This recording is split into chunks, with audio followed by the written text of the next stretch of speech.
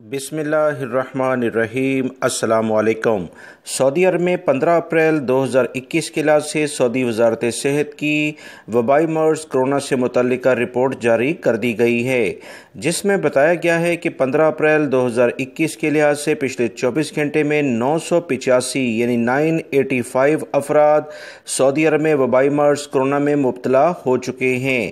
پچھلے دنوں میں سب سے زیادہ یہ تعداد ابھی تک آئی ہے۔ سعودی عرب میں وبائی مرض کرونا 1000 کے قریب پہنچنے والا ہے۔ تمام لوگ احتیاط کریں۔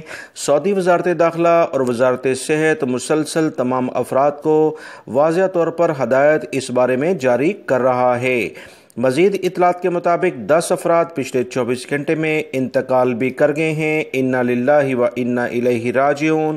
661 یعنی 661 افراد صحتیاب ہو کے اپنے گھروں کو بھی روانہ ہو گئے ہیں۔ ریاض ریجن میں دوستوں 500 کے قریب کیسز تقریباً پہنچنے والے ہیں۔ 463 افراد صرف ریاض ریجن میں وبائی مرض کرونا میں مبتلا ہوئے ہیں، جو کہ بہت تشویشناک بات ہے۔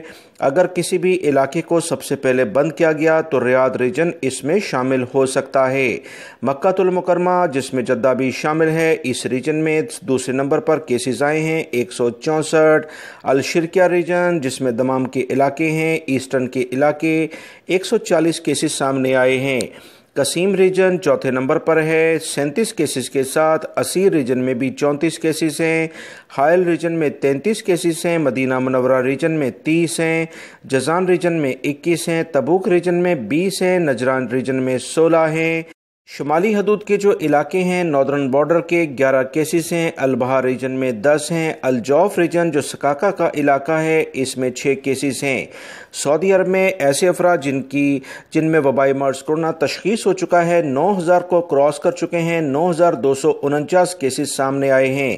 وزارت صحت کی تفصیلات کے مطابق 999 یعنی کہ 999 افراد اس وقت انتہائی بری کنڈیشن میں ہیں۔ ان کے لیے خصوصی طور پر دعا کی جائے۔ ویڈیو لائک کر کے شیئر بھی کیجیے گا۔ السلام علیکم۔